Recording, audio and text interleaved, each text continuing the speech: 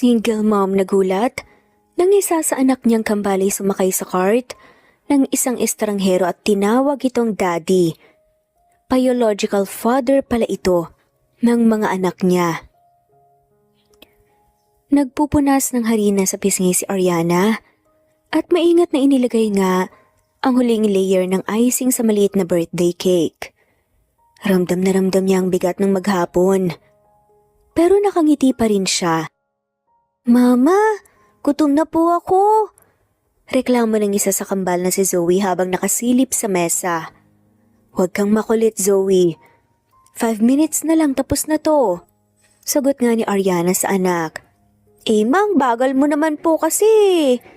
Dagdag pa nga ng kapatid nito na si Chloe. Napahalukip-kip na nga lamang ito at napasimangot. Napahinto si Ariana at pinasadahan ng tingin ng kambal. Napangiti siya kahit gusto nga niyang umupo at magpahinga. "O sige na, sige na. Wash your hands, kakain na tayo pagkatapos nito." "Ano pong ulam?" Sabay tanong nga ng dalawa. "Hotdog tsaka itlog lang, sorry wala na akong oras mamalengke kanina eh." Saad nga ni Ariana. "Yay!" Sigaw naman ni Zoe habang ang isa na may nagkunwaring walang gana. "Hotdog na naman?" Tinapik ni Ariana ang balikat nito. "Hoy, wag ka nang choosy pa. Hindi lahat ng bata may pagkain gabi-gabi. Be thankful." Nagkatinginan nga ang kambal at parehong natahimik. Biglang tumunog ang cellphone ni Ariana sa gilid ng mesa. Napakunot ang noon niya, lalo na't bagong SIM card ang gamit niya para hindi na nga siya mahanap ng kung sino mang ayaw na nga niyang makausap. "Hello?" Maingat nga niyang sagot. "Good evening, Ma'am Mariana. This is from the events coordinator, just confirming ikaw ba ang designer ng cake for Saturday wedding?" Sandaling natigilan siya. Kinagat ang labi at tumingin nga sa mga anak na ngayon ay nag-aagawan nga ng plato. Hinigpitan niya ang hawak sa telepono bago sumagot. Yes, ako nga po. Don't worry, on time ang delivery." "Good. Client is very particular ha, no delay." Kinahaponan nagpasya si Ariana na bumili ng mga kulang na sangkap sa grocery store. Naglalakad siya kasama ang kambal sa loob. Hawak niyang listahan ng mga kakailanganin para sa order ng isang client. Panay naman ang pangungulit ng kambal. Halinhinan sa pagturo nga ng mga gusto nilang ilagay sa cart. "Mama, gusto ko po nito!" Sigaw nga ni Zoe sabay turo nga sa kahon ng cereal. "Hindi pwede lahat, budget lang tayo, okay? Pilihan kayo ng isa." Sagot nga ni Ariana. Ngunit biglang kumaripas ng takbo ang isa sa mga kambal. Napalingon siya at muntik nang mabitawan ang hawak. "Chloe, bumalik ka rito!" Mabilis nga niyang tawag. Pero huli na. Nakita niyang nakasampa na nga ito sa shopping cart ng isang estrangherong lalaki. "Papa, drive na!" Tilingan ng bata habang hawak-hawak ang gilid ng cart na parang nakasakay sa kotse. Halos malaglag naman ang panga ni Ariana. Agad siyang kumaripas ng lakad papunta doon. Kasunod ang isa pang kambal na gigil sa kakatawa. "Naku, I'm so sorry sir. Anak ko po siya, akala niya po siguro." Pero naputol nga sa pagsasalita niya si Ariana nang magtagpo ang kanilang mga mata ng lalaki. Natigilan siya. Ang lalaking nakatayo sa harap niya ay walang iba, kundi si Atheron. Sandaling nanlaki ang mga mata nito bago tuluyang lumabig ang ekspresyon. "Ariana?" Malamig na batingan ni Ron. Napakagat nga si Ariana ng labi at kinuha nga ang anak mula sa cart. "Anak, baba na. Hindi mo siya papa." Masungit na saad nga nito. Mama, ang pogi kasi. Kamukha po ni Papa sa TV." Inosenteng tanong ng bata. Halos malusaw nga siya sa hiya. "Sorry talaga." Ulit nga niyang sabi habang yakap ang anak. Ngunit hindi ngumiti si Ron. Sa halip tumikhim ito at malamig nga na tumitig. "So may mga anak ka na pala." Saad nga niya. Hindi alam ni Ariana kung paano sasagutin. Ramdam niya ang biglang bigat nga sa paligid, lalo na nang maramdaman ang pagsusuri nga sa kanya ng dating minamahal. Hindi mo kailangan magtanong. Matagal na rin yun. We don't need to talk about the past. Maingat nga niyang sabi. Ngumisi si Ron. Talaga? Pas? You mean the time when you left me para sumama sa iba? Bahagyang nanginig ang kamay ni Ariana. Kung hanggang ngayon yan pa rin iniisip mo wala akong magagawa, matagal na yun, so please. Tumaas naman ang kilay ni Ron. So after all these years, ganyan ka pa rin. Ang dali mo umiwas. Mama, sino po siya? Biglang sabat naman ni Zoe. Napapikit si Ariana bago sumagot. He's just an old friend. Saad nga niya. Friend? That's what you call me now? Mabilis na pag-uulit nga ni Ron. Please Ron, don't do this here. Wala tayong kailangan pag-usapan, isa pa, nasa harapan tayo ng mga bata. Pakiusap nga na sabi ni Ariana sa lalaki. Pero hindi nagpatinag si Ron. You think you can just erase everything? Na parang wala lang. Ariana, you disappeared. At ngayong nakita kita ulit, nagkaanak ka na. Ito ba ang bunga ng pagtataksil mo? Mariing huminga si Ariana. Hindi mo alam ang lahat ng nangyari. At hindi mo rin kailangan malaman. Tapos na yun. Move on ka na. Nagtagpo ulit ang kanilang mga mata. Sa sandaling yan daman niya ang pait at hinanakit na hindi pa rin naglalaho. Ngunit alam niyang wala nga siyang puwang para muling bumalik sa dati. Madaling sabihin kapag ikaw ang nang iwan. Saad naman ni Ron. Mama, let's go na. Gutom na po ako. Inosenteng sabat naman ni Zoe habang inihilang laylayan ng damit ng kanyang ina na si Ariana. Napakagatlabi na nga lamang si Ariana sa kamarahang yumuko bilang hudyat ng pagtatapos ng usapan. Come on kids, we're done here. Saad na nga lamang niya. Bago siya tuluyang tumalikod narinig pa nga niyang boses ni Ron. You can run Ariana but you can't hide forever. Sa sumunod na araw, maingat na binubuhat ni Ariana ang 3 palapag na wedding cake papasok sa venue. Pawis na pawis ang palad niya kahit malamig ang aircon. Habang naglalakad siya sa gilid ng aisle, biglang may batang tumakbo at nabangga ang braso niya. Hindi niya ito naagapan. Diyos ko, saad nga niya nang maramdaman ang pag-tilt ng cake. Bago pa nga siya makaporma dumulas yun mula sa kamay niya at diretsong bumagsak sa sahig. Sabay-sabay na mga hingang pigil ang narinig niya. Ang mga bisita ay napalingon. Ang bride at groom na pakunot ang noo. Namutla si Ariana. I'm so sorry. Halos bulong niyang sabi. Lumingon siya at halos mahulog ang tuhod niya nang makita kung sinong papalapit. Ariana? Malamig na sambit ni Ate Ron. Napalingalinga nga siya at tinaayos ang nasirang cake. Nanginginig ang kamay niya sabay sabing, hindi ko sinasadya, I swear. Hindi ko sinasadya. Move. Maring sabi nga nito. Ano? Saad nga ni Ariana. Pero bago pa nga siya makatanggi yumuko si Ron at tinulungan nga siyang pulutin ng mga natirang piraso. Lahat ng mata nakatingin sa kanila. Ramdam niya ang pagkapahiya. Para nga siyang nilulunga ng lupa. Hindi mo kailangang... Pulong niya ngunit pinutol nga siya ni Ron. Stop talking. We need a solution. Wala nang oras. Paano na to? Saad nga ni Ariana. Saglit na tumigil si Ron. Saka tumingin sa coordinator na nagmamadaling lumapit. May extra ba kayo? Meron pong dummy cake na pang display lang. Sagot ng coordinator na tarantang-taranta. Good, dalhin nyo. Ngayon na. Utos nga ri Ron. Agad na kumilos nga ang staff. Ilang minuto lang ay nilabas nga nila ang malaking dummy cake at nilagyan ng simpleng decorative icing para magmukhang totoo. Lumapit si Ron kay Ariana. Kung wala ako napahiya ng todo ang couple, alam mo bang wala nang mas nakakahiya pa kaysa rito? Napapikit si Ariana na nadarama nga ang kahihiyan. Alam ko at wala akong palusot. Pagod lang ako. Wala akong kasama. Huwag ka nang magpaliwanag.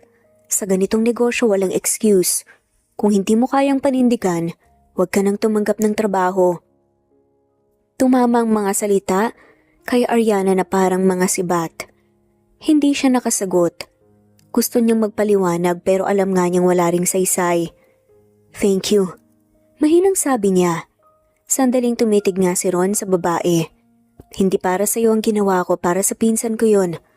Don't get the wrong idea. Gustong lumubog nga ni Ariana sa hiya. Kahit tinulungan siya, ramdam niyang tadtad ng sugat ang kanyang pride. Pagkatapos ng programa, agad siyang pinatawag ng bride. Miss Ariana, you almost ruined our wedding. Kung hindi dahil kay Ron, baka disaster na talaga to. Mading sabi ng babae. Pasensya na po ma'am, hindi ko po sinasadya. I tried my best. Best? Kung ganyan ang best mo, wala ka dapat sa ganitong linya. I paid for perfection, not for accidents. Napabuntong hininga lang si Ariana at pinili na nga lamang hindi lumaban. I'll accept your complaint, I'm really sorry. May kinuha ang bride mula sa bag at iniabot nga ang sobre. Here. Bayad pa rin pero don't expect recommendation. And please, huwag ka nang mag-apply sa events ng pamilya namin. Tinanggap niya ang sobre kahit ang dibdib niya ay parang pinupunit. Parahan siyang yumuko. Salamat pa rin. Paglabas nga niya sa venue ay naging mabigat ang kanyang bawat hakbang.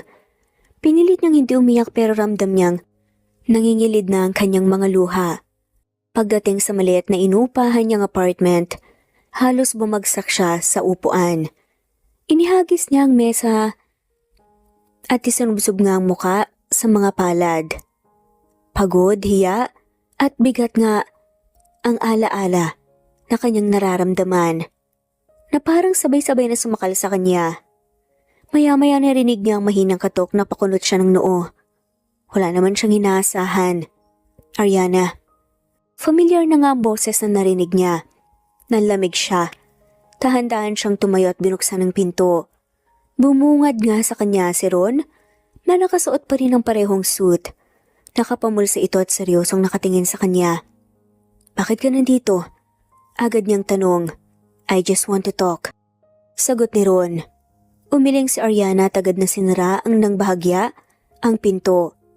Wala na tayong dapat pag-usapan pa. Ngunit pinigilan ni Ron ang pinto gamit ang kamay. You can't just shut me out again, Ariana. Napabuntong hininga si Ariana at tumingala para pigilan ang luha. Pagod ako. Hindi mo alam kung gaano kahirap ang araw ko. Please, not tonight. Ariana. Muling sambit ni Ron. Hindi mo ba ako titignan kahit sandali lang? Mariing pumikit si Ariana at hinila nga ang hangin sa dibdib bago tumitig sa binata. Ano po ba ang gusto mo? Nakita mo na kung gaano kagulo ang buhay ko. Hindi mo kailangan dagdagan pa. Umangat ang kilay nga ni Ron. Hindi mo pa nga sinasabi kung bakit ka biglang nawala noon. You left me without a word. Pagkatapos ngayon may mga anak ka at sinasabi mong wala tayong kailangan pag-usapan? Bahagyang nanginig ang mga labi ni Ariana. Ayokong ungkatin pa. Hindi mo alam ang mga pinagdaanan ko ron.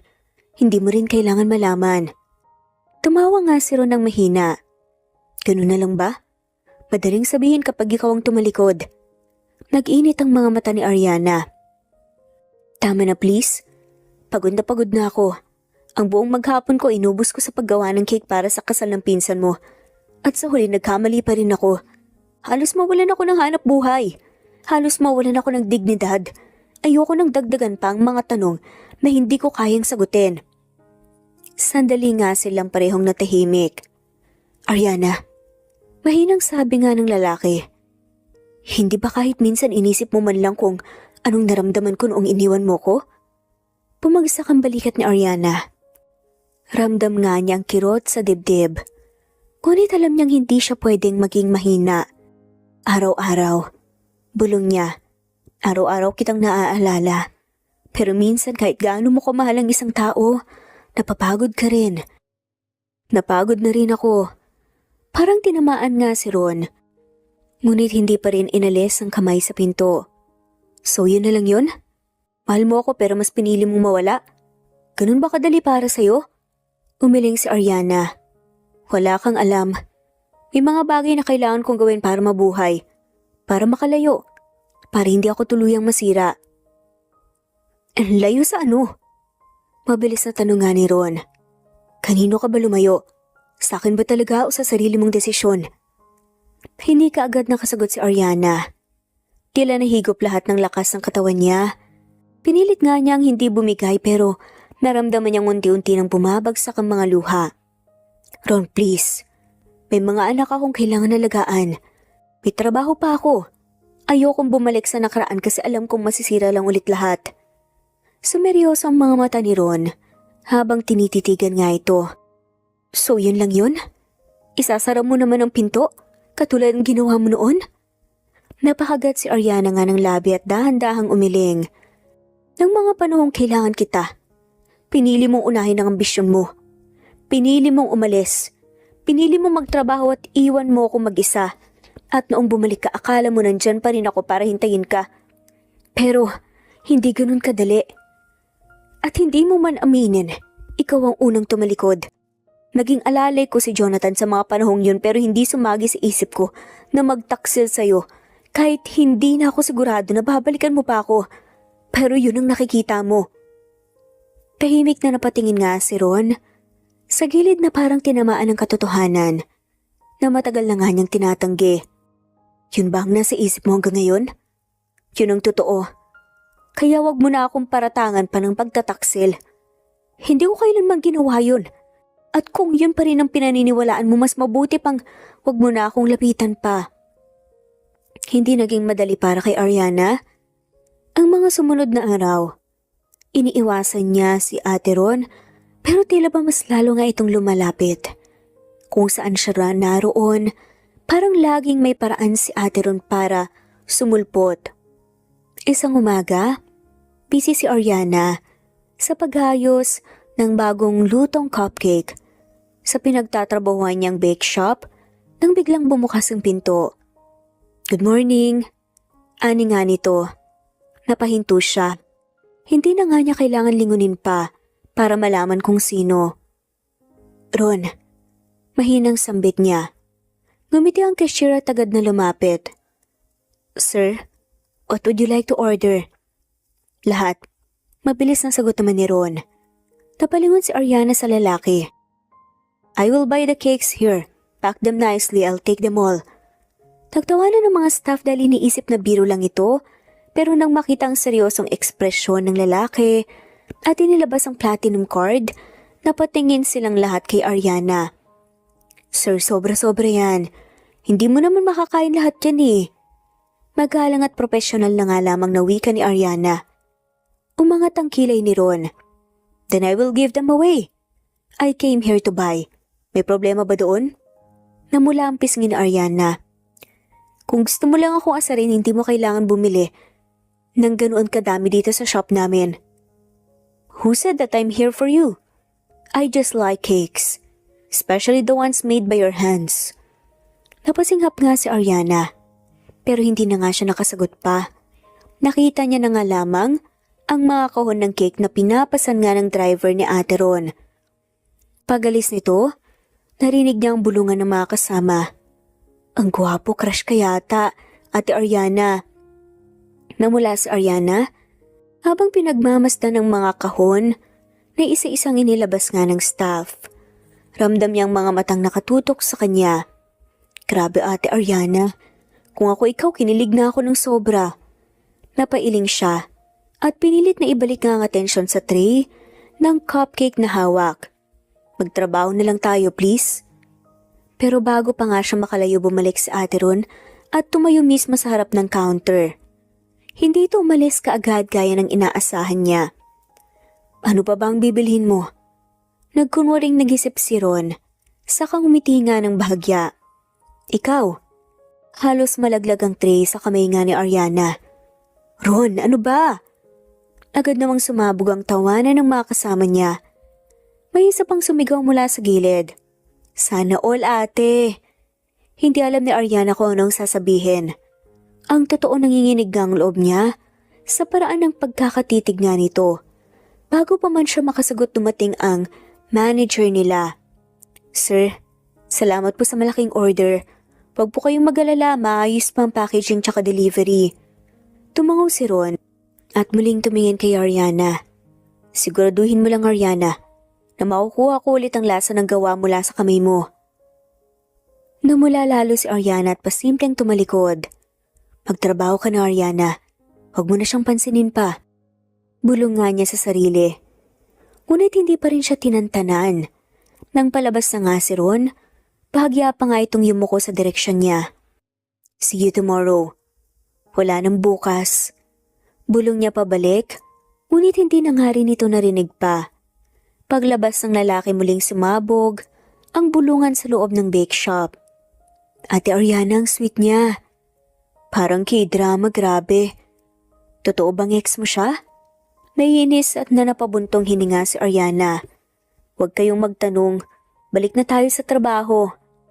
Ngunit kahit anong pilit nga niyang ibaling ang isip, ramdam niya ang kakaibang kabog ng dibdib. Kinagabihan habang nililinis nga niya, ang maliit na kusina sa apartment narinig niya. Ang ingay ng mga bata. Nagtatawanan ng kambal habang kumakain ng cupcake. Mama, ang dami nating cake, ang sarap! Sigaw nga ni Zoe na may icing pa nga sa pisngi. Napahinto si Ariana. Saan galing yan? May nagabot po sa labas. Sabi ni Kuya Guard para raw po sa atin, galing daw po kay Sir Pogi. Dagdag nga ni Chloe na masayang ngumunguya. Nanlaki mga mata ni Ariana. Ano?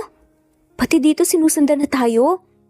Ilang araw matapos yun, nagpunta siya sa grocery kasamang kambal. Abala siya sa pag-check ng presyo ng gatas na maramdaman niyang may sumusunod. Nang lumingon siya, muntik na nga siyang mapahinto. Nasa likod niya si Ron na parang ordinaryong mamimili lang. Anong ginagawa mo dito? Agad niyang tanong. Sa shopping. Maikli nga nitong sagot sa katinurungang basket. Puro diapers, gatas at mga canned goods ang laman. Napataas ang kilay ni Ariana. Wala ka namang anak. That's why I'm confused. Kung alin ang dapat bilhin. So maybe you can help me out unless gusto mong may ibang bata ang mag-benefit dito. Pero bago pa nga siya makatanggi, tumakbo ang isa sa kambal at kumapit nga sa braso ni Ron. Mama, si Papa ulit! Nandito si Papa! Halos lumubog nga si Ariana sa kinatatayuan. Anak, ilang beses ko bang sasabihin hindi siya papa niyo? Pero ngumiti si Ron at yumuko nga para harapin ang bata. Maybe one day you will know who I really am. Mama, can you come with us? Inosenteng tanong ng isa pa. Hay naku, wag na. Hindi niya tayo kasama. Mabilis na tanggi ni Ariana pero narinig niya ang mahina at mapanuksong sagot nga ni Ate Ron. I don't mind tagging along. Baka kailangan mo na extra hand. Hindi kailangan. Madi na sagot nga ni Ariana pero sa huli, napansin niyang siya rin ang napapakinabangan. Habang namimili kasi siya, si Ate Ron ang nagbubuhat nga ng mabibigat. See? Useful ako. Pulong ng lalaki habang naglalagay nga ng mga lata sa basket. Napairap si Ariana. Kung talagang gusto mong tumulong, huwag mo na akong guluhin sa trabaho at buhay ko. Mama, gusto ko po itong cookies.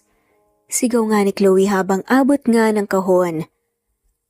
Isa lang nga. Hinihinay lang. Sagot naman ni Ariana.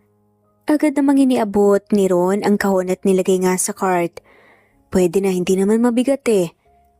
Hindi ako pumayag. Mabilis na protesta naman ni Ariana. Napangiti si Ron at tumingin nga sa kambal. See? Daddy said yes. Hindi ka nila daddy. Madi na sabi ni Ariana pero narinig yun ng dalawang bata na agad nagtawanan. Habang patuloy silang namimili napansin nilang may isang ali na nakatingin at nakangiti. Maya-maya pa nilapitan nga sila nito. Aba, ang babait ng mga anak niyo ah. Ang swerte niyo, mukhang masayang pamilya. Sabi nga ng ali. Halos mabilaukan nga si Ariana. Hindi po. Hindi siya. Pero hindi pa man tapos ang sasabihin ni Ariana. Sumingit na nga si Ron na nakangiti lang.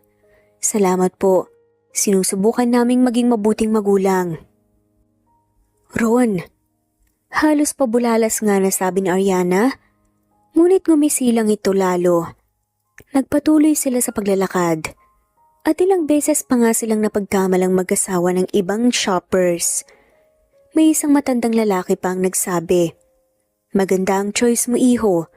Mabait siguro yung asawa mo." Namula si Ariana at halos matapon ang hawak nga niyang basket. "Hindi po kami mag-asawa. Hindi po siya asawa ko. Pero bagay kayo." Biro pa nga ng matanda. Tuwang-tuwa naman si Ron. "Narinig mo yun, Ariana? Bagay daw tayo." Hindi nakakatawa. Singhal naman ni Ariana. "Cute nga eh. Ang daming naniniwala." Sagot nito habang binubuhat nga ang dalawang karton ng gatas papunta sa cart. "Bakit kasi ikaw pang nagbubuhat? Kung hindi ka nakikitulong, hindi tayo mapagkakamalan yan eh." Iritableng saad nga ni Ariana. "Ikaw rin naman ang nakikinabang." Sagot nga ni Ron. "Mama, bagay naman talaga kayo." Biglang sabat nga ni Zoe habang umunguya ng libreng tikim ng hotdog mula sa demo stall. "Anak, huwag kang sumausaw." Marihing tugon nga ni Ariana pero ramdam niya ang init ng pisngi niya. Nang dumating sila sa cashier, muling napagkamalan na naman sila. "Family grocery day, ma'am, sir?" Masiglang tanong nga ng cashier. Hindi po kami mag-asawa." Mabilis na sagot ulit ni Ariana. Pero sabay sabing, "Yes, may ate Ron." Nagkatitigan nga silang dalawa. Halos umusok nga ang ulo ni Ariana sa inis habang si Ron naman ay nag-e-enjoy sa sitwasyon. Pagkatapos bayaran ng lahat, siya pa rin ang nag-abot ng bayad gamit ang sariling pera. Ngunit mabilis na inabot nga ni Ron ang card nito at nag-swipe. "Ano ba? Kaya ko naman bayaran eh." Protesta nga ni Ariana. Ngumiti lang si Ron. "Too late. Husband's privilege." Halos mapasigaw si Ariana pero nang makita niyang masayang nagtatawanan ng kambal sa tabi nila, pinili nga niyang manahimik na lang. Pag-uwi mula sa grocery store, ay halos sumabog ang ulo ni Ariana sa inis. Sa buong oras na kasama nila si Ron, parang hindi siya nagkaroon ng pahinga. Nang makarating sila sa apartment, agad niyang inilabas ang mga pinamili at tinutusan ng kambal na magligpit ng mga laruan. "Hindi na kita kailangan dito, Ron. Salamat sa grocery pero hanggang doon na lang yun. Ayoko maging malapit ka sa mga bata."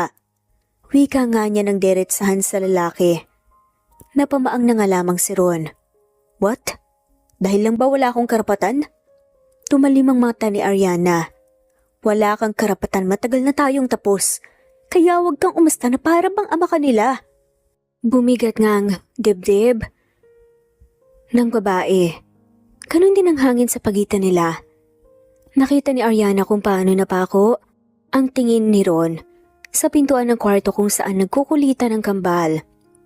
Sandali pang humakbang ito palapit, pero agad siyang hinarang ni Ariana. "Stop, Ron. Kung may usapan tayo dito lang, hindi mo sila dapat idamay." Bago pa makasagot ang lalaki, biglang may kumatok. Napatigil silang pareho at agad nga na binuksan ni Ariana ang pinto. "Jonathan?" Halos gulat ang boses niya. Nakangiti itong pumasok, may dala rin itong supot ng fried chicken at juice. "Nadaan ako. Naisip kong dalhan kayo ng dinner. Ayun, nandun na agad ang dalawa." Halos tumalon nga sa tuwa ang kambal nang makita nga ito. "Daddy!" Sabay na sigaw nila at yumakap sa binti ni Jonathan. Nanlamig si Ariana, ramdam niya ang titig nga ni Ron mula sa likuran. Dahan-dahan niyang nilingon ito at nakita ang matalim na ekspresyon ng mukha nito. "Daddy?" Malamig na ulit nga ni Ron. "Hindi yun ang iniisip mo. Jonathan is my best friend. Alam mo yun noon pa." Tumikim si Jonathan at sinubukang gawing magaan ang sitwasyon. "Yup, Ron. Alam mo naman na barkada tayo noon, di ba? Ako lang kasi ang nandito nung wala ka. Kaya nasanay silang tawagin akong daddy pero wala itong ibig sabihin." Hindi sumagot si Ron. Bagkus ay tinitigan lamang si Ariana. "So tama ang hinala ko noon. Ikaw at si Jonathan. Ano ba? Hindi nga. Halos sumigaw na nga si Ariana. Alam mo, paulit-ulit ko nang sinasabi to walang nangyayari. Walang nangyari sa amin. Hindi ko siya minahal ng higit pa sa pagiging kaibigan. Pero paano ko paniniwalaan kung sa harap ko mismo, Daddy ang tawag ng mga anak mo sa kanya? Kayo lang naman nagkasama noon, di ba? At isa pa, Jonathan. Sinabi sa akin na meron ngang namamagitan sa inyo. Wala kang karapatang magsalita ng ganyan. Balik nga ni Ariana. Nawala ka, remember? Iniwan mo ko. Hindi ako tumalikod, Ate Ron. Ikaw ang naunang lumayo. At nang bumalik ka, akala mo may karapatan ka pang magtanong? Matagal nang nawala yun. Tahimik lang ang kambal habang kumakain sa gilid. Wari hindi naintindihan ang bigat ng usapan. Panay tawag nila kay Jonathan ng daddy. At tuwing naririnig yun ni Ron, lalong lumalamig ang mga mata nito. Sabihin mo sa akin, Ariana, kung hindi si Jonathan ang ama ng mga batang yan, bakit umalis ka? Bakit hindi ka man lang nag-explain on pa? Nasa harap mo na ako pero ang ginawa mo, iniwan mo pa rin ako at hinayaang isipin ko na may namamagitan pala sa inyo. Napakagat si Ariana ng labi. Gusto niyang isigaw ang totoo na hindi kailanman nagkaroon ng relasyon sila ni Jonathan. Na hindi rin ito ang ama ng kambal. Ngunit alam niyang hindi pa nga ito tamang oras. Isa pa, siya rin naman, may pakana kung bakit ganitong iniisip ng lalaki ngayon. Hindi niya inaasahan na magkikita ulit sila. Hindi ko kailangan ipaliwanag ang lahat sa'yo. Matagal na tayong tapos. At kung gusto mong maniwala sa mga paniniwala mo, go ahead. Pero wag mong gawing dahilan ng mga bata para saktan ako ulit. Sumingit si Jonathan. Ron, tigilan mo na sa Ariana. Kung nandito ka para manggulo, mali ang paraan mo. Kung gusto mo talagang malaman ang totoo, wag mo siyang pilitin. Natahimik nga si Ron at tumitig ng matagal kay Ariana. Kita niya sa mga mata nito ang galit na hinaluan ng sugat ng nakaraan. Sa huli, walang sinabi ang lalaki. Naglakad dito palabas ng apartment. Naiwan na nakaupo si Ariana sa upuan matapos umalis si Ron. Mabigat ang dibdib niya. Pinilit niyang pigilan ang luha pero kusa itong bumagsak. Tahimik lang si Jonathan. Nangilapag nito ang dalang pagkain sa mesa. Ilang saglit bago ito nagsalita. Ariana, hanggang kailan mo balak itago? Maingat nga niyang sabi. Ayokong bigyan siya ng puwang para saktan ako at ng mga bata. Umiling si Jonathan. Pero sa ginagawa mo, sino ang mas nasasaktan? Hindi ba ikaw rin? At hindi lang ikaw, pati mga anak mo, darating ang araw magtatanong sila kung bakit walang totoong ama nila. Anong isasagot mo? Natahimik si Ariana. Sa totoo lang yan naman ang tanong na matagal na nga niyang iniiwasan. Kaya niyang tiisin ang sakit pero paano kung dumating ang araw na ang kambal na mismong humiling sa kasagutan? Lumapit si Jonathan at maingat na umupo sa tapat niya. Alam mo, Ariana, matagal na tayong magkaibigan. Nakikita ko lahat ng hirap mo. At oo, galit ako kay Ate Ron. Dahil iniwan ka niya pero sa mata ng batas.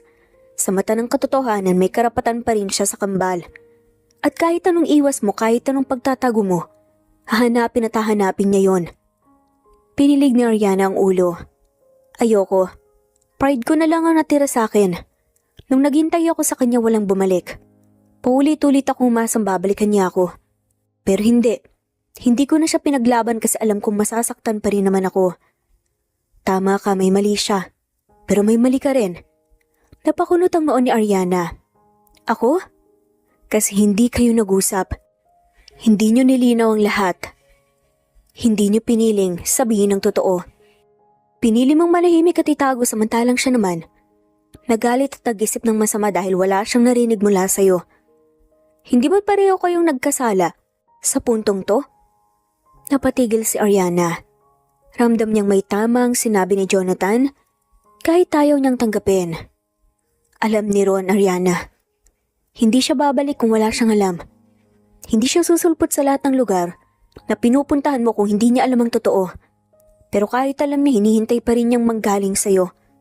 At hanggang hindi mo sinasabi, patuloy siyang magdududa at patuloy kayong masasaktan. Napayo ko si Ariana at tinaplos ang sentido. Hindi ko alam kung kaya ko, Jonathan. Natatakot ako eh. Paano kung wala ring kwenta? Paano kung magulo lang ulit? Tinapik ni Jonathan ang mesa. Hindi mo malalaman hanggat hindi mo sinusubukan. Hindi mo kayang itago habang buhay yon. At kung ako ang tatanungin mo, mas mabuti pang marinig na nila ngayon kesa sa ibang tao. Pumasok ang kambal at may mga hawak pa itong drumstick ng manok. Mama, Daddy, Jonathan, ang sarap ng chicken! Masayang sabi nga ni Chloe. Napangiti si Jonathan pero agad niyang itinuwid. Hoy mga bata, wag niyo na akong tawaging Daddy. Hindi ako ang tatay niyo. Meron kasing nagmamaktol dito eh. Nagulat nga ang kambal. Sino? Tanong naman ni Zoe at inosenteng nakatingin sa kanilang dalawa. Kinagat ni Ariana ang labi na patingin siya kay Jonathan na ngayon ay seryosong nakatitig sa kanya. See? Mahina pero mariing wika nito. Hindi mo na rin sila maluloko.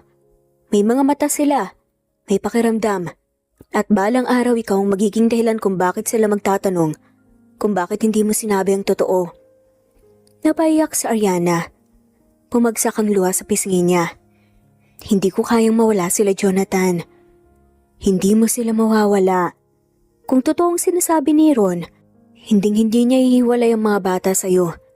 Hindi siya papayag na mawala ka sa kanila.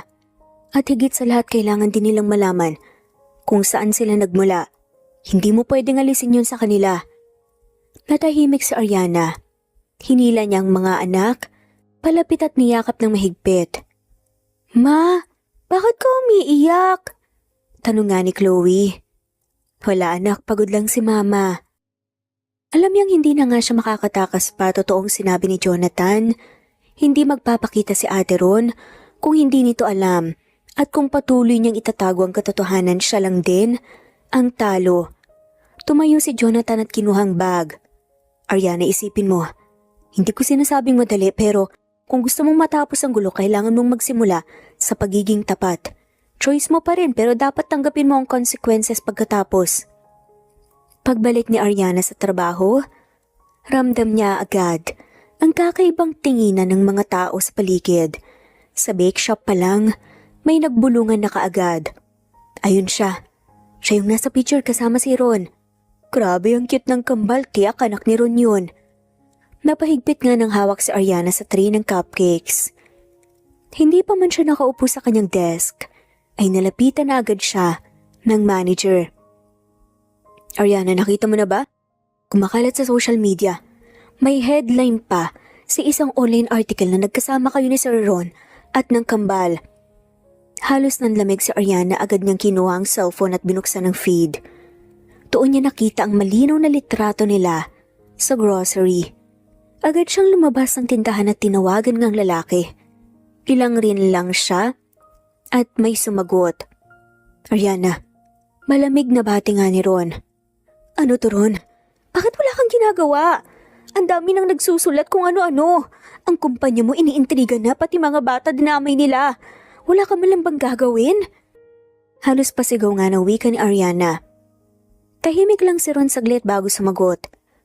At anong gusto mong gawin ko? Mag-deny? Of course. Sabihin mo sa kanila na hindi totoo. Na hindi mo sila anak, na walang relasyon sa pagitan natin. Narinig niya ang mabigat na buntong hininga ni Ron mula sa kabilang linya. At bakit ko gagawin yun? Kung totoo naman, Ariana, they are my children. Parang binuhusan ng malamig na tubig si Ariana na tahimik siya. Anong sabi mo? You heard me. Alam ko na at matagal na, akala mo ba? Hindi ko napapansin? Pareho nating alam ang totoo. Ang kambal, they are mine. At oras na para tigilan mo ng pagtatago. Mariing tugon nga ni Ron. Nanginig ang buong katawan ni Ariana. Hindi mo pwedeng basta na lang sabihin yan sa media. Hindi nila kailangan malaman. Hindi ko sinabi. Pero kung magtanong sila, hindi ko itatago. Hindi ako katulad mo. Hindi mo kasi naiintindihan ang sitwasyon ko eh. Pinili kong mag-isa dahil alam kong hindi kita pwedeng pagkatiwalaan noon. At ngayon pagkatapos ng lahat kukunin mo na lang sila sa akin? I'm not taking them from you. Sagot ni Ron, ngunit ramdam ni Ariana ang bagsik sa tono nito. I just want what is mine. My children deserve to know me. Deserve to be with me. Kung hindi mo kayang ibigay, Ariana, I have the power and the means para ipaglaban sila. Nalaki mga mata ni Ariana. Yun na ba yun? Dahil mayaman ka? Dahil may connection ka? Kaya kaya mong gawin ang lahat? Ano ako, wala na lang karapatan? Hindi ko sinasabing wala kang karapatan. Pero Ariana, hindi mo ako mapipigilan. Kung kailangan kong dumaan sa korte, gagawin ko. You can't run away from the truth. At lalo na sa akin. Nakagat na nga lamang ni Ariana ang labi para pigilan ang panginginig ng boses niya. Akala ko nagbago ka na. Pero ganun ka pa rin. Pride mo pa rin ang inuuna mo. Ikaw pa rin yung lalaking mas inuuna ang sarili kaysa sa mga taong sinasabi mong mahalaga sa'yo. Ariana. Pinutol niya agad ang tawag bago pa makapagsalita ulit ang lalaki.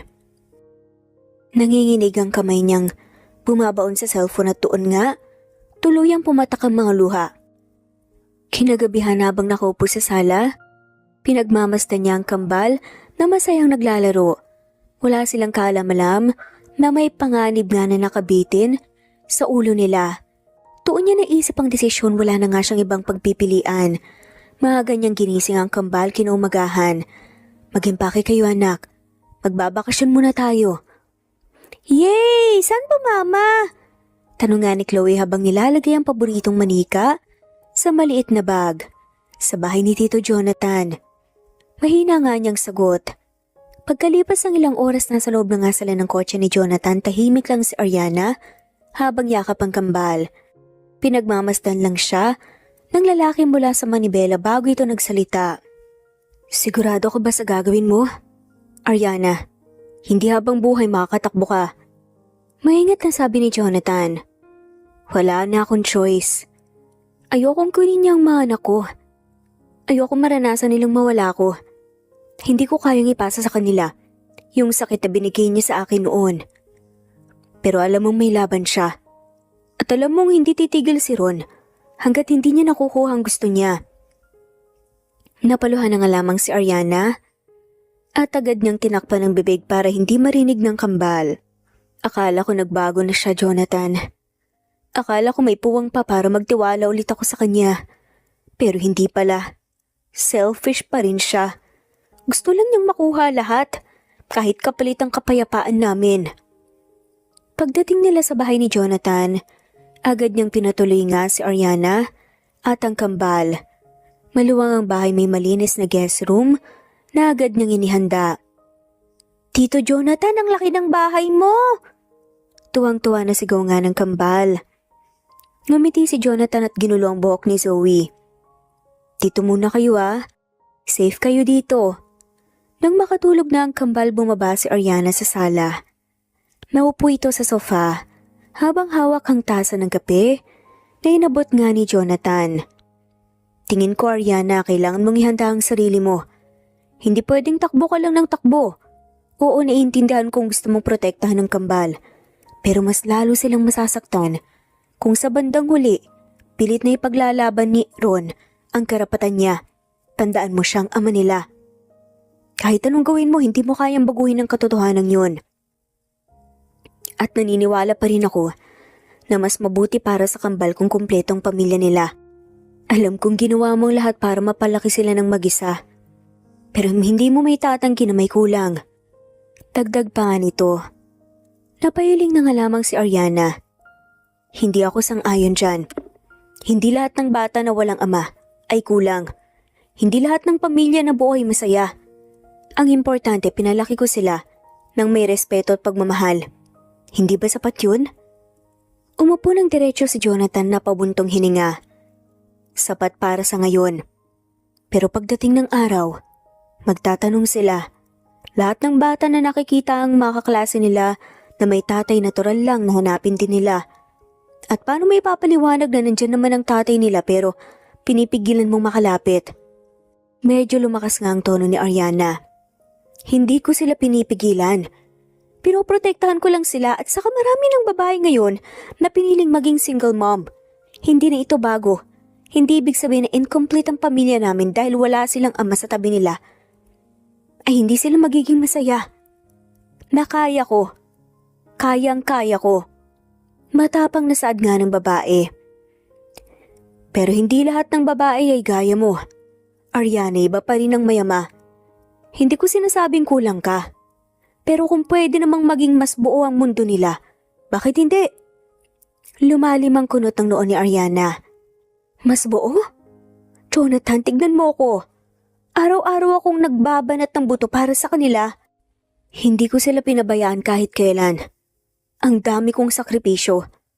Huwag mong sabihin hindi sapat yun dahil wala si Ron. Kung babalik siya para ipakita lang siya, ang may kontrol hindi yun pagiging ama.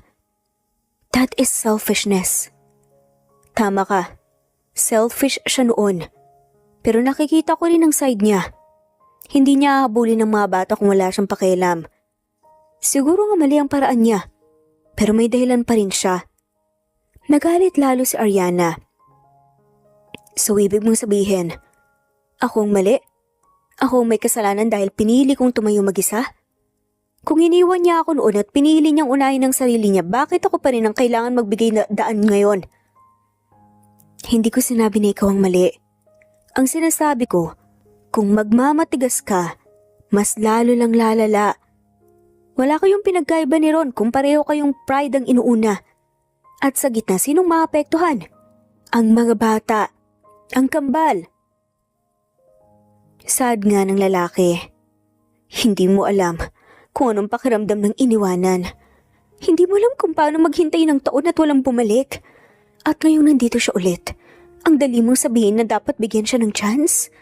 Hindi ganun kadali. Ako ang nagdusa, hindi siya. Hindi na lang ito tungkol sa'yo. Kailangan mong isipin kung anong makakabuti para sa bata. Kahit gaano mo sila kamahal, hindi mo maitatangging maghahanap sila ng sagot. At kung wala kang ibibigay na kasagutan, si Ron ang magsasalita para sa'yo. Umigting ang panga ni Ariana at halos mabasag nga ang tasa sa higpit ng pagkakahawak niya. Kaya nga ako umabot ng ganito eh. Dahil alam ko ang version niya ng kwento iba sa akin. At kapag nakailam siya, masisira ang lahat ng pinaghirapan ko, Jonathan. Hindi lahat ng tao dapat bigyan ng second chance. May mga tao talagang red flag na mulat sa pool. At si Ron yun. Pero ama pa rin siya. Pwedeng red flag nga siya para sa'yo pero hindi sa mga anak nyo. Hindi mo sila pwedeng alisin ng karapatan para makilala siya. Hindi mo naintindihan. Hindi mo rin maintindihan dahil hindi ikaw ang iniwan. Hindi ikaw ang naghintay. Hindi ikaw nagpalaki mag-isa. Ako lang. At wala kang karapatang sabihin ako. Dahil wala lang silang ama. Siguro nga wala akong karapatan pero ayokong makita ka na mas lumalala ang gulo dahil pinipilit mong kayanin mag-isa. Ariana, hindi lahat ng laban kailangan mong akuin mag-isa. Kaya ko. At kahit anong sabihin mo, kahit anong sabihin niya, hindi ko hahayaang kunin nila ang mga anak ko. Hindi ko hahayaang masira ang mundong binuo ko para sa kanila. Nang gabing yun, halos hindi nga mapakali si Ariana sa guest room. Kahit anong pilit niyang ipikit ang mga mata, bumabalik sa isip niya ang banta ni Ron at ang mga salitang binitawan nga ni Jonathan kanina. Para siyang hinihila sa dalawang direksyon at wala siyang matakbuhan. Bumaba siya para uminom ng tubig at doon niya narinig mula sa sala ang boses ni Jonathan. Kausap nito sa telepono si Ron. Pare, nandito sila. Safe sila dito. Sabi nga ni Jonathan. Huwag kang mag-alala, ang address ay... Lalaki mga mata ni Ariana. Agad siyang umatras at puntik mabitawan ng baso. Parang nabingi siya sa sumunod nga ng mga salita. Niloloko siya. Ang taong inaasahan niyang kakampi niya, siya pa palang nagbigay ng lokasyon kay Ron. Mabilis siyang umakyat, kinuha ang bag at ginising ang kambal. Anak, bilis, aalis tayo. Karalgal nga ang tinig niya. Bakit po, ma? Madilim na reklamo nga ni Zoe na nagkikis-kis pa ng mata. Wala nang tanong please. Makinig kayo kay mama. Sagot niya habang nanginginig nga ang kamay. Kinuha niya ang susi nga ng kotse ni Jonathan mula sa mesa at halos kalad ka rin palabas ang mga bata. Pagdating sa garahe agad nga niyang pinasok sa loob ng sasakyan ang kambal at pinaandar ang kotse. Ma, saan tayo pupunta? Tanong nga ni Chloe. Malayo anak, kailangan lang nating umalis. Sagot niya at halos habol ang hininga. Pero dahil sa pagmamadali at sobrang bilis ng pagmamaneho, hindi niya napansin ang truck na biglang lumitaw sa kantong bilis nga niyang pinilit iikot ang manibela pero huli na. Isang malakas na kalubog ang umalingaw-ngaw. Umikot ang sasakyan at tumama sa poste. Sumigaw ang kambal. Mama! Naguunahan nga ang luha ni Ariana habang pilit nga niyang inaabot ang dalawa. Anak, okay lang kayo? Sabihin niyo sa akin. Si Zoe naman ay umiyak pero nakakausap pa. Ngunit si Chloe wala nang malay. Nanginginig ang labi ni Ariana habang hawak-hawak nga ang anak. Diyos ko, wag naman Chloe, please gising. Ilang minuto lang dumating nga ang ambulansya. Halos hindi alam ni Ariana kung paano siya nakarating sa ospital. Ang lahat ng nasa paligid ay parang lumabo maliban sa mukha ng anak niyang nakahandusay sa stretcher. Pagdating sa ER mabilis, ninasikaso nga si Chloe ng mga doktor. Naiwan si Ariana sa labas yakap-yakap si Zoe na patuloy pa ring humahagulgol. Mama, kisingin mo si Ate Chloe please. Hindi na nakasagot si Ariana at doon dumating si Ron. Ariana, mahina ngunit mariing sambit nito. Napatingin siya rito halos sumabog nga ang dibdib niya. This is my fault. Lahat ng to kasalanan ko. Iyak nga niya. Lumapit si Ron tinitigan ang pinto ng ER bago tumingin ulit sa kanya. Kung hindi ka tumakas, hindi sana nangyari to. Nakatulala lang si Ariana sa sahig ng ospital habang pinagmamasdan ang pintuan ng ER. Hindi niya alam kung ilang oras na ang lumipas. Yakap pa rin niya si Zoe na unti-unti nang nakatulog sa pagod sa kakaiyak. Si Ate Ron naman ay hindi niya halos pinansin mula nang dumating ito. Tahimik itong nakatayo sa tabi ng mga doktor, kausap ang hospital administrator at inaasikaso ang lahat. Kita niya kung paanong isang tawag lang nito ay dumating agad ang pinakamagaling na surgeon.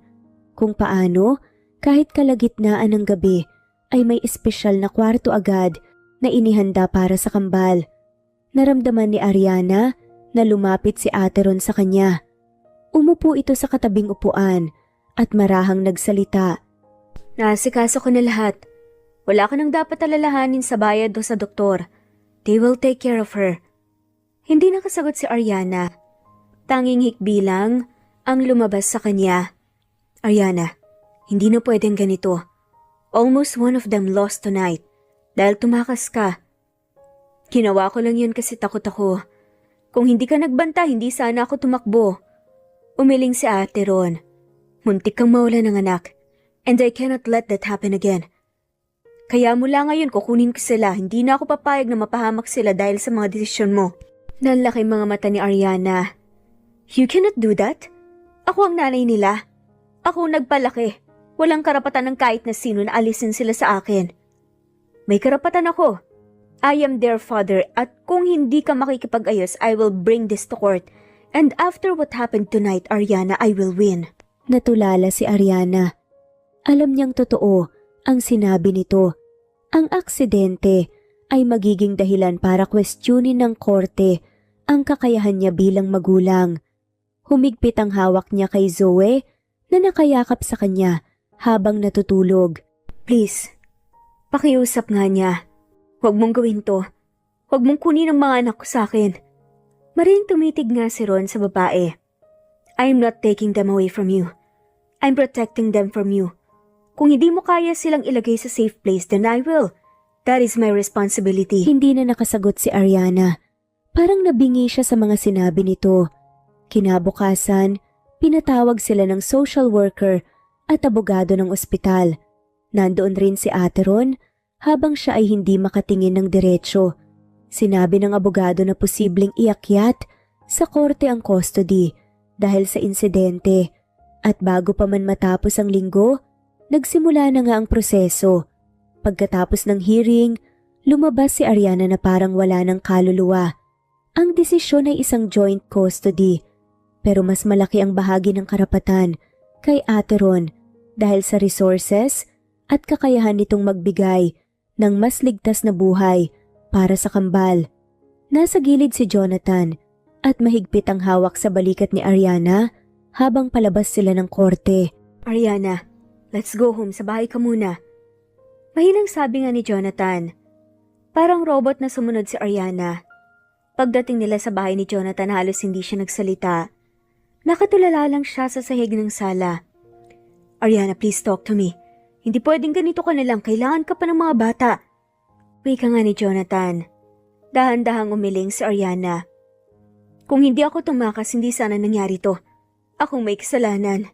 Hindi ko naisip na pwede silang mawala dahil lang sa takot ko. Umupo si Jonathan sa tabi niya. Walang perpektong magulang, lahat tayo may maling desisyon. Mahal ka pa rin ng mga bata, kailangan ka pa rin nila. Napahawak nga si Ariana sa mukha niya. Pero paano ko haharapin si Ate Ron? Paano kung tuluyan niyang kunin ang mga anak ko? Wala akong laban sa kanya, wala akong pera, wala akong kapangyarihan. Hindi perang basehan ng pagiging magulang. Pero Ariana, kailangan mong tanggapin na hindi mo kayang mag-isa. Kahit gaano kasakit, kahit gaano ka natatakot, hindi mo maaalis kay Ate Ron ang karapatan niya. Ang pwede mo lang gawin, ipakita na kahit na anong mangyari, ikaw pa rin ang nanay na hindi iiwan ng mga bata. Pagkalipas ng ilang araw, sa wakas ay nakalabas na ng ospital si Chloe. Bagamat mahina pa, nakangiti ito habang nakahawak sa kamay ng kapatid. Parang wala nang mas hihigit pang kagaanan ng loob para kay Ariana kaysa makita silang dalawa na buo pa rin. Pero hindi rin niya matakasan ang bigat sa dibdib nang muling pumasok sa eksena si Ate Ron. Kinabukasan, tumawag ito kay Ariana. Ariana, seryosong boses ni Ron sa kabilang linya. Nakausap ko ng mga doktor at social workers. Sila mismong nagsuggest na mas mainam kung sa akin muna titirang mga bata. Mas safe ang environment sa bahay ko, kumpleto ang staff at may mga nurse on standby. Nanginginig ang boses ni Ariana na sumagot. So ano na lang ako? Bisita? Ako ang nanay nila, ako nagpalaki sa kanila Ron. Nasa tabi dapat nila ako. Umiling si Ron kahit hindi ito nakikita ni Ariana. Hindi ko sinasabi na alisin ka sa buhay nila. You can visit them anytime. Pero para sa ngayon dito na muna sila until you are stable enough. Stable? Kailan pa naging sukatan ng pera at mansyon para masabing stable ang isang nanay? Akong nagpalaki sa kanila ng ilang taon ng mag-isa. Ngayon sasabihin mong hindi ako sapat at hindi stable? Hindi sumagot si Ron. Sa huli malamig nga ang wika nito. Kung gusto mong makita sila, pumunta ka. Pero sila dito muna titira. At doon nagsimula ang bagong setup. Ang kambal ay lumipat sa malaking mansyon ni Ate Ron. Malaki ang mga kwarto, may pool, may sariling playground, at halos lahat ng laruan na pinapangarap nila ay biglang naging abot kamay. Masaya ang mga bata, halata sa tuwing naglalaro sila at tumatakbo sa malawak na hardin. Pero sa bawat tawanan, may kulang. Isang gabi, habang nakahiga sa malaking kama, sabay na nagtanong ang kambal kay Ate Ron. Papa, nasan si Mama? Bakit hindi siya dito natutulog kasama namin? Tanong nga ni Zoe. Oo nga Papa, lagi niyang sinasabi dati hindi niya kami iiwan pero bakit wala siya dito? Sandaling natahimik si Ron. Tinitigan lang niyang mga anak bago marahang sumagot. Busy lang ang mama niyo. May trabaho siya pero lagi siyang nandyan para sa inyo. Promise, Papa, hindi niya kami iiwan? Tanong nga ni Chloe. Napakagatlabi nga si Ron. Promise, hindi kayo iiwan ng mama niyo. Ngunit sa likod ng bawat sagot niya, alam niyang palusot lang iyon. Hindi niya kayang sabihin ng totoo na may pride at takot pa ring namamagitan sa pagitan nilang dalawa ni Ariana. Samantala, sa apartment ni Jonathan, pansamantalang nanatili si Ariana. Doon siya madalas tahimik na nakatingin sa cellphone, hinihintay na tawagan ng kambal. Kapag tumatawag sila, pinipilit niyang ngumiti sa video call. Mama, ang laki ng bahay dito! Kwento nga ni Zoe habang umiikot nga ang kamera habang pinapakita ang pool na mga laruan. May sariling kwarto pa kami! Ngumiti si Ariana kahit ramdam niyang kumikirot ang puso niya. Wow, ang swerte niyo naman. Pero wag niyo akong kakalimutan na. Kahit saan kayo mapunta, si Mama nandito lang. Bakit hindi ka kasi nandito, Mama? Inosenteng tanong ni Chloe. Napatigil si Ariana at saglit na napatingin kay Jonathan na nasa kabilang sofa. Kasi kailangan kong magtrabaho. Pero kapag may time ako, pupunta ako dyan. Nang makabalik si Ariana sa trabaho, pilit niyang ibinalik ang dating routine. Ayaw niyang magmukhang lutang sa harap ng mga kasama niya sa bake shop.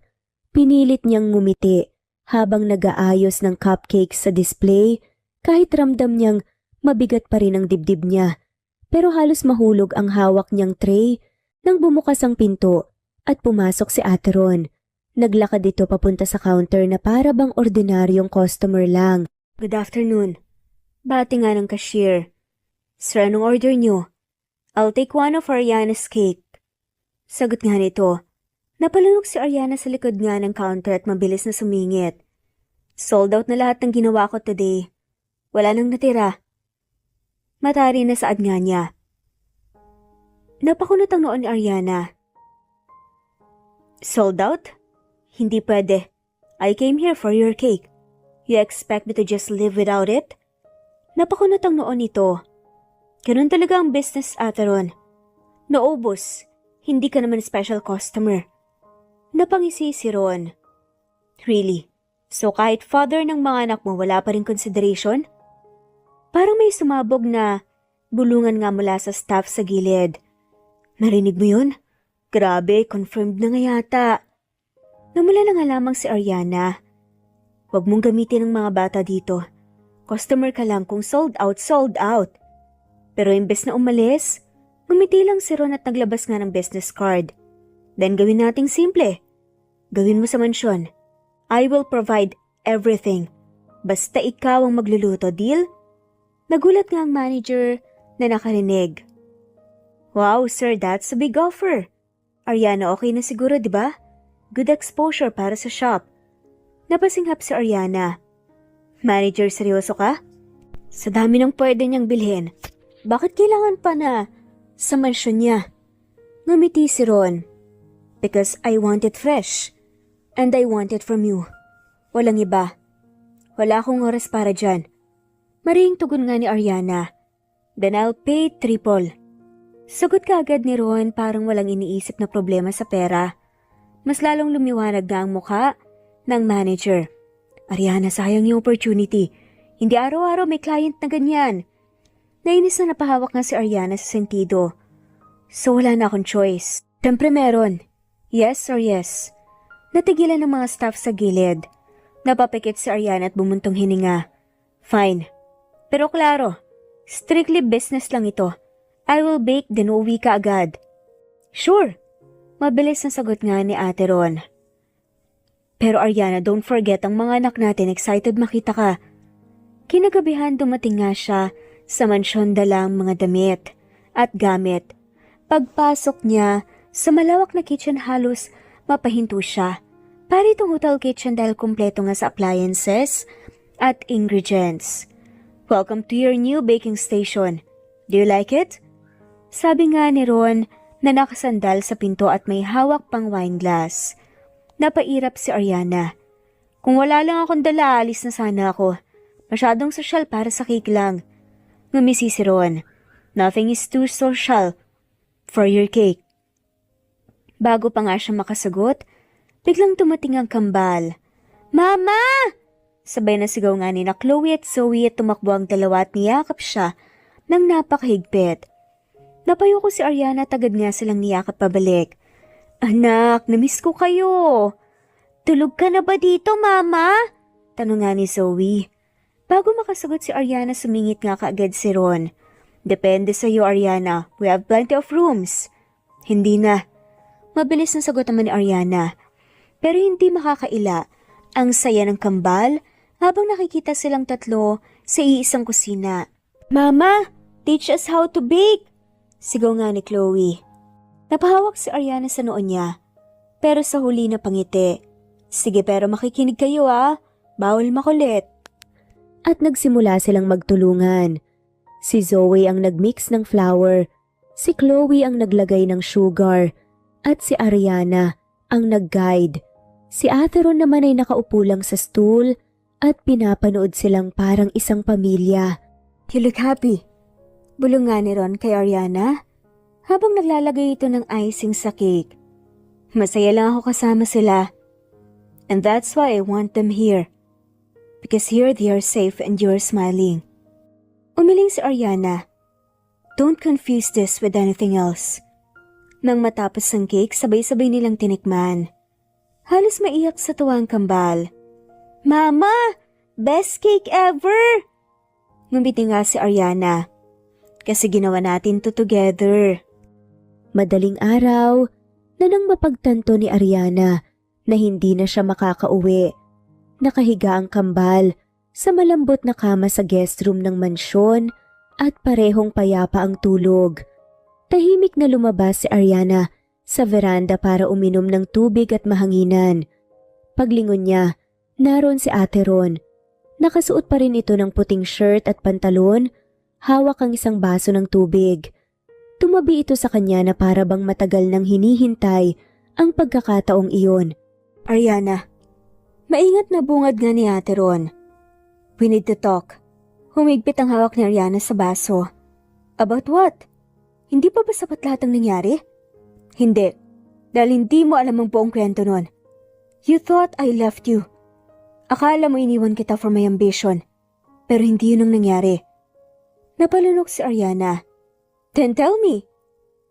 Kasi sa ilang taon na lumipas, yun lang naman talaga ang pinanghawakan ko, that you chose work over me. Huminga ng malalim si Ron. Naalala mo ba yung planta sa Cebu? A week before our supposed anniversary trip. May sabotahe na nangyari. May sumabog sa planta. I was there. I got trapped, Ariana. I was in a coma for months. Nalaki mga mata ni Ariana. Coma? Bakit? Bakit walang nagsabi sa akin ni isa? Tinakbo ko sa abroad, confidential lang lahat kasi malaking skandal sa kumpanya. Nung magising ako, mahina pa ako and the first thing I heard was that you and Jonathan were together. Napaatras nga si Ariana. Hindi totoo yan. Oo, nandun si Jonathan pero never kaming nagkaroon ng relasyon. Umiling nga si Ron. Pero siya mismong nagsabi sa akin na I-believe him. Kasi nang bumalik ako, hindi na kita mahanap, nagpalit ka ng number, lumayo ka, at iniwan lang sa akin yung image ng babae kong minahal kasama ang ibang lalaki. Napasa po si Ariana sa mukha niya. Oh my gosh, Jonathan. Ako mismo ang may kasalanan. Sinabi ko sa kanya na gawin yon. Sinabi ko na kung sakaling bumalik ka, sabihin niya na magkasama kami. Ginawa ko yun kasi galit ako, Ate Ron. Galit na galit ako na iniwan mo ko nang walang paalam. Akala ko pinili mo yung kumpanya kaysa sa akin. Natigilan nga si Ron. So you wanted me to feel the pain. You wanted me to believe you. That you betrayed me?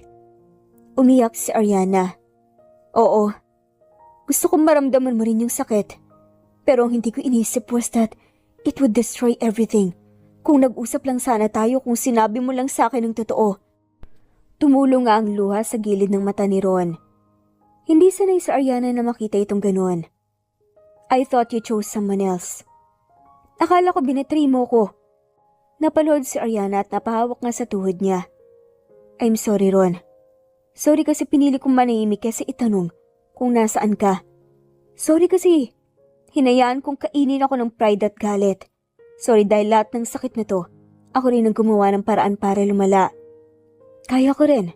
I buried myself in work. I told myself na wala na tayong babalikan. Lumapit nga si Ron at marahang hinawakan ng balikat. I'm sorry to kasi kahit papaano tama ka. I should have made sure you knew. I should have protected you from all of that. Pero wala tayo, we failed each other. We lacked communication and that destroyed us. Kung hindi lang sana ako nagpadala sa Pride, kung hindi lang sana ako gumawa ng kwento kay Jonathan, baka hindi ganito ang kinahinatnan natin. Ang tanong, Ariana, kaya pa ba nating itama ang lahat? Sinserong tanong nga ni Ron. Nanlabo ang paningin ni Ariana habang nakatitig kay Ate Ron. Hindi niya alam ang sagot. Parang biglang naging mas magulo ang lahat. Ang mga taon ng galit, ng maling akala at ng pride na inalagaan niya, bigla na lang bumagsak na parang alon na hindi niya mapigilan. Hindi ko alam, Ron. Hindi ko alam kung kaya pa nating itama. Ang dami nang nasira. Ang dami nang nasayang.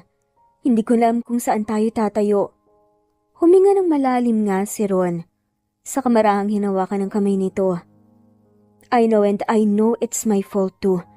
But listen to me, Ariana. Mahal pa rin kita. Napakuyom si Ariana ng palad. Please, wag mo yang sabihin kung hindi totoo. I mean it. Akala mo kinukuha ko ang mga bata para iparamdam sa'yo na wala kang laban, pero the truth is, I took them because I needed a reason. A reason para lumapit ka ulit sa akin, para wala ka ng choice kundi makita ko. Nalaking mga mata ni Ariana. So this whole time, hindi sila ang habol mo? Umiling si Ron. Both. They are my children. I deserve to know them, pero higit pa doon, I wanted to see you. To fix what we broke. To have a chance again. Napahawak si Ariana sa dibdib. Halos, hindi makahinga. Hindi mo alam kung gaano kabigat ang dala ko. Ang guilt, ang pride, ang sakit. Lahat tinipon ko para lang kayanin mag-isa, tapos ngayon sasabihin mo sa akin na mahal mo pa rin ako? Na kaya mo pa rin tanggapin lahat ng ginawa ko?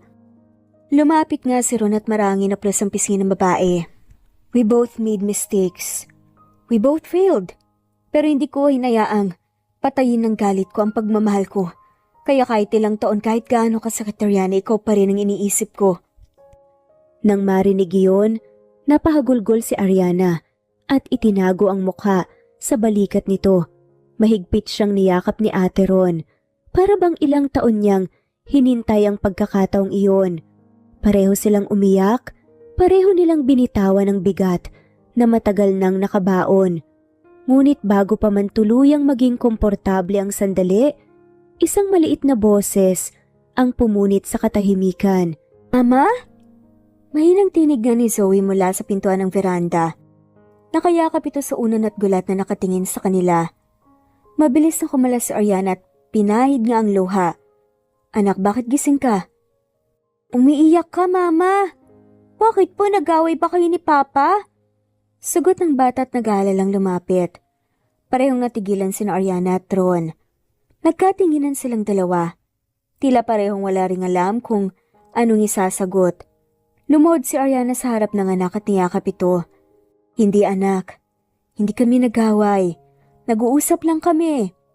Sumilip naman si Chloe na nagising din at agad na kumapit nga sa braso ni Ron. Papa, tulog ka na rin. Sama ka sa kwarto. Napangiti si Ron at binuhat ang isa. Okay, pero dapat promise niya matutulog na kayo, ah. Opo! Sabay na sagot nga ng kambal. Isang taon ang lumipas. Mainit ang sikat ng araw na tumatama sa bagong bukas na cafe bake shop ni Ariana. May nakasabit na signage sa labas. Napuno agad ang loob ng mga customer. Karamihan ay excited matikman ang mga cake at pastry na gawa mismo ng may-ari. Nasa counter si Ariana, nakasuot ng simpleng apron at ngiting abot tenga habang inaasikaso ang order ng isang suki. Hindi niya akalain na mangyayari ito, na makakapagpatayo siya ng sariling store mula sa hirap, luha at matinding pagsubok na pinagdaanan niya. Ariana, tawag nga ni Ron mula sa gilid, dala ang isang plato ng chocolate cake. Last slice na raw to, pwede bang akin na lang? Mabilis na nilapitan nga. Si Ariana tagad nga na kinuha ang plato. No, hindi ka pwedeng kumain ng matamis. Nag-check up ka, diba? Sabi ng doktor mag-ingat ka sa sugar. Umirap si Ron pero nakangiting parang batang nahuli. Isang slice lang, promise. Wala, 0 hindi pwede kung gusto mo salad. Sagot ni Ariana sa iniabot nga sa staff para dalhin sa kitchen. Napangisi si Ron at marahang umupo sa mesa malapit sa counter. So ganito na lang ba? Hindi na ako makakatikim ng gawa mo? Hindi ba unfair yun sa fiancé mo? Namula nga si Ariana tumikim. Ikaw rin naman may kasalanan. Lagi mong inuubos kahit hindi pa para sa'yo. Ang daming beses kang nakipag-away sa staff kasi gusto mong mauna nga sa pila. Kasi iba talaga kapag ikaw gumawa. Lambingin mo pa ako, hindi pa rin pwede. Sagot nga ni Ariana. Lumapit ang kambal na parehong may hawak nga na cupcake. Mama, bakit si Papa bawal? Kami po pwede. Curious na tanong naman ng inosenteng bata. Kasi matanda na si Papa. Biro nga ni Ariana na ikinatawa nga ng mga bata. Unfair talaga. Reklamo nga ni Ron habang kunwaring nagtatampo. Pero sige, susunod ako basta sa kasal natin. Bawal kang mag-deny sa akin ng cake. Dapat may sarili akong wedding cake. Natawa si Ariana. Hay nako Ron, kung sa kasal pa lang, hihilingin mo na baka pag-isipan ko pang ituloy. Hindi mo na pwedeng bawiin yon. May date na, may lugar na at may gown ka na ring pinili. So wala ka ng takas. Nakangising sagot pa nga ni Ron. Tumakbo si Chloe at kumapit nga sa kamay ni Ariana. Mama, ang ganda mo kaya sa gown mo. Excited na kami ni Zoe sa kasal niyo. Nagkatinginan nga si Ariana at Ron na parehong napatawa. Naalala ni Ariana ang lahat pero naisip niya na kung hindi dahil sa lahat ng pagkakamaling yon, hindi sila aabot sa puntong to. Pagupo niya sa tabi ni Ron, marahang nagsalita to. Ang dami kong natutunan. Sometimes being selfish at takot sa commitment makes us lose what really matters. I lost you once because of that, and I don't ever want to lose you again. Madamdaming saad nga ng lalaki. May consequences lahat ng decisions natin, and sometimes the people we love ang nagiging biktima. Sagot naman ni Ariana. Pero at least ngayon, we learned na hindi pwedeng pride lang ang manaig. We need to talk to trust to face things together. Saad ni Ron. Kasi kung hindi mauulit lang, at ayoko maranasan pa ng kambal, yung sakit na pinagdaanan natin noon. Madalas nagiging selfish tayo at pinapaila lang takot. Pinipili nating tumakas kaysa harapin ang problema. O kaya nagtatago tayo sa pride, imbes na magsalita at magpatawad. Pero bawat desisyon, may consequence at madalas, ang nagdurusa ay hindi lang tayo kundi ang mga taong mahal natin. At dito na nga po nagtatapos ang kwentong pagmamahalan ni na Ariana at Ron. Maraming salamat po sa lahat ng mawalang sawang sumusubaybay at shoutout po sa mga sumusunod.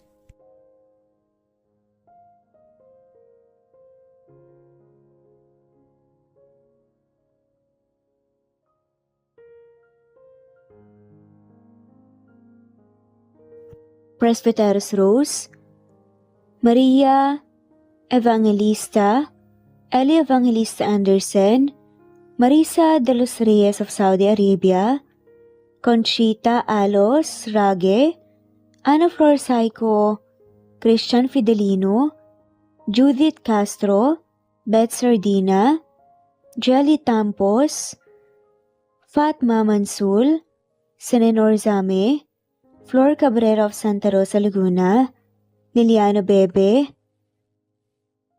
Ostonalito Elvi Candontol, Eli, Romana Gorospe, Marilyn Sasaki of Japan, Flordet, Elizabeth, Tena, Rad TV of Hong Kong, Jean the Best of UK, Nizar Sams, Annie Hoson, Eli Bitasolo, Marilyn San Jose, Imelda Fortes of Calamba City, Violeta Irgarin of Kamsur, Flordet, Jessica Vargas, Jingjing, Rosa Franca Abelian of Cebu, Wendy Goth of Japan, Teresita Schmid, Theodora Gamit, Rebecca Tezuka of Japan, Nori, Baylin, Margie Angon of Maragondon, Batang Ibunan, Marilu Gulmatico,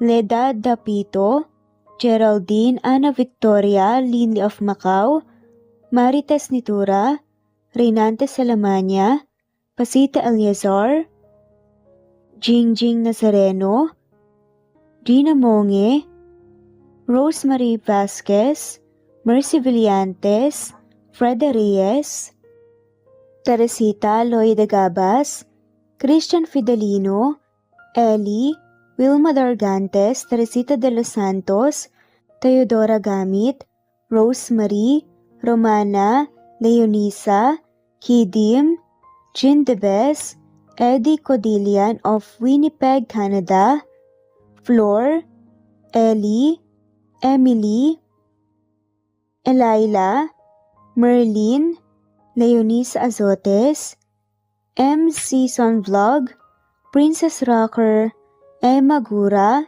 Flora Pasita Eliazar of Ontario, Canada, Eli Bitasolo of Milan, Italy, Carmencita Falcon, Rayland Pudadera, Marilu Gulmatico, Imelda, Liliano, Senen, Fatma Mansul, Teodora Gamit, Mercy, Evangeline Zamora, Chabidal, Kinciano Obas, Charlene Cartilla, Sofia Moore, Dumlao of Santiago City, Andrea Taga, Teodoro Roliuki, Ligaya Calvo, Maria Teresa Rosendo Corpin, Ida Rojas, Stephanie Arroyo, Kidim, Bonifacio Quinzon, D.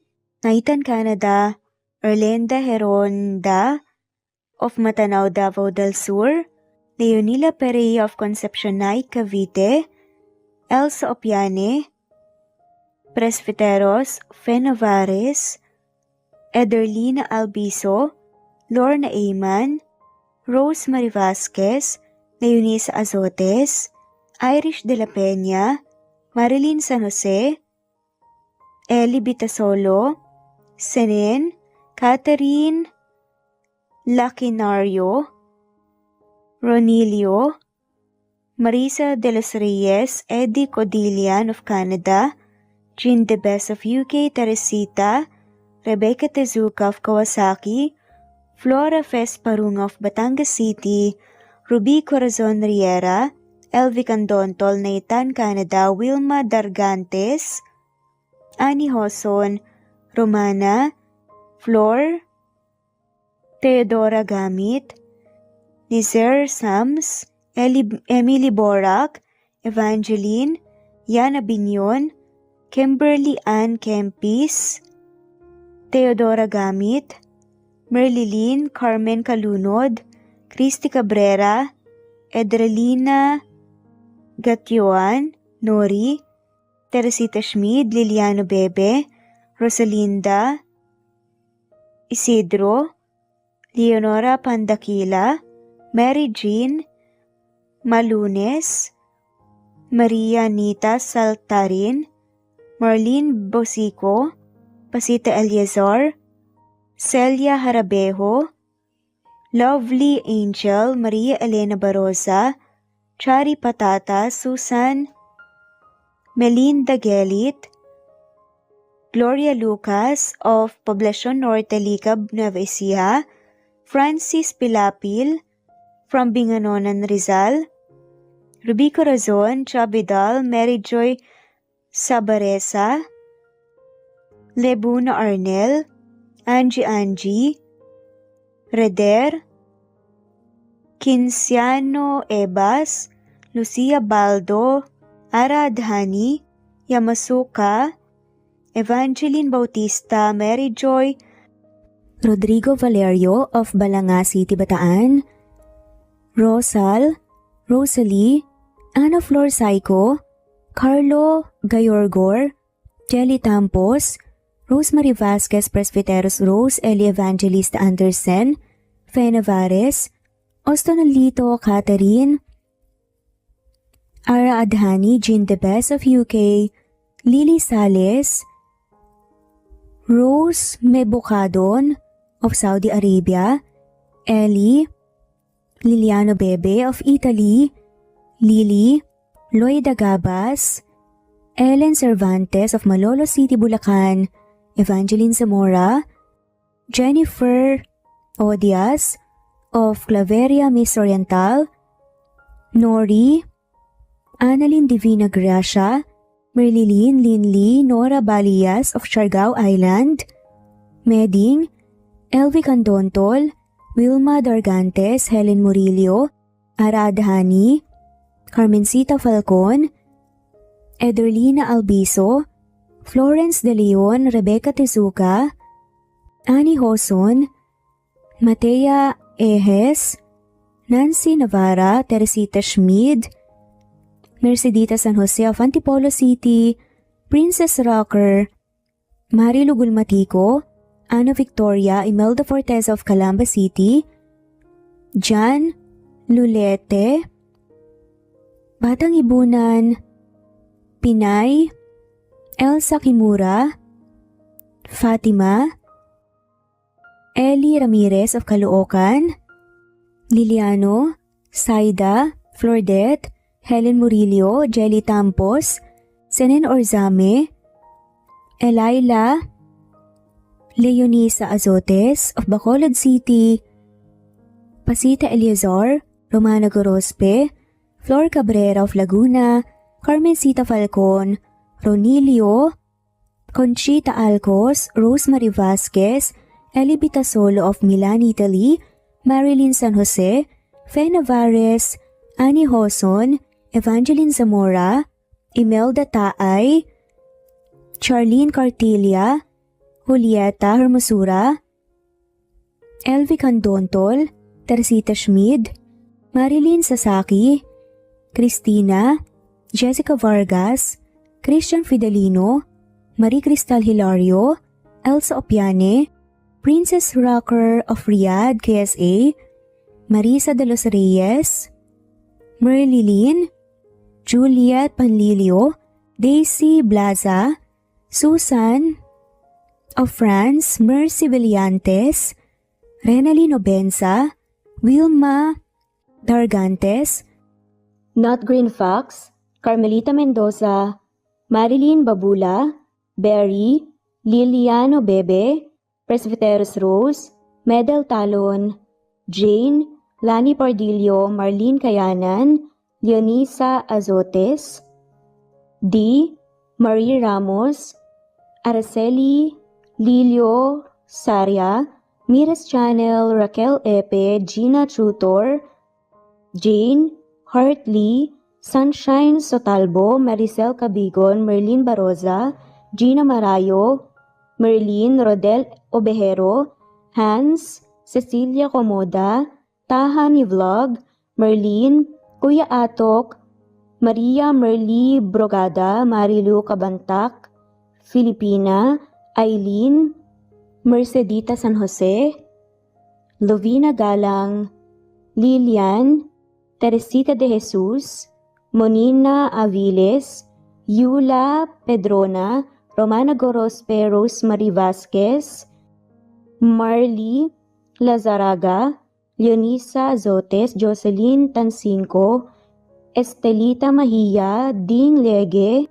Marisa de los Reyes Arroyo, Leia Paul Vinar, Steve the Music, Rain, Presbyteros Rose, Ostonalito, Alex Saani, Matea Estrella, Agustina, Onaba Kogin, Jessica Vargas, Celine, Merlilyn Baroza, Annie Hoson, Elimana Lili, Mercy Villantes, Eli Evangelista Anderson, Eli Bitasolo of Italy, Ann Mariano, Fredelisa de Guzman, Carmencita Falcon, Merlin Bravo, Cecilia Ramos, Evangeline Zamora, Edralina Gatchoan, Marites Nitura, Agustina Niceto, Marian Ann Aliflor Lily Roda Barcial, Alma Ebdao, Minda Tandok, Flores Melinda Sano, Thelma Mora, Juliet Panlilio, Edna, LV, Delia, Fenavares, Sally Lariano, London Villas, Danica Selga, Lani Pardillo, Teresita Schmid, Charlie, Nora Bell Evans, Roger, Lloyd Dasalon, Bella, Nelly Ortiz, Mary Rose Carillo Jesusa, Enday Samante, Enday Lebra, Yolanda Tejida, Honey Villasenor, Tessie, Marichan, Ann Mariano, Wilma Guzman, Gabrielio, Liu, Maria Rica Natividad, Melanie Juan, Anita Hernando, Teresita Arevalo, Raquel Magno, Carmencita Falcon, Flordet, Nat Greenfax, Luz Templo Nuevo, Teresita Schmid, Flor Cabrera, Virginia Salazar, Luz Templo Nuevo, Leia, Madeline Tagle, Wilma Villafuerte, Isaac Ablon, Menchita de Belen, Federico, Mercy Edrosolo, Fe, Adamson Machas, Quinciano Ebas, Eli Ramirez Elizabeth Gilas, Harem Ruhi, Julius Edna Romero, Charlie Angelina Samia Emma Gadiano, Rosemary Vasquez, Lisa, Estelita Mahia, Elvi Candontol, Corazon Danke of University of Eastern Philippines University, Teresita, Neil Bacolor, Evangeline Zamora, Charlie Jane Clemente, Susan Upaga, Susan Rodrigo, Fred Deliza de Guzman, Juby Hernandez, Helen Murillo, Edarlina Fahil, Rosie, Juliet Kaday, Kuya Atok, Betty Losnong, Crescen, Susana, Tessie, Rumbawa, Lovina Galang, Aida Jurado, Emily Kinlog, Mirna Hamero, Liz Berito, Gabriel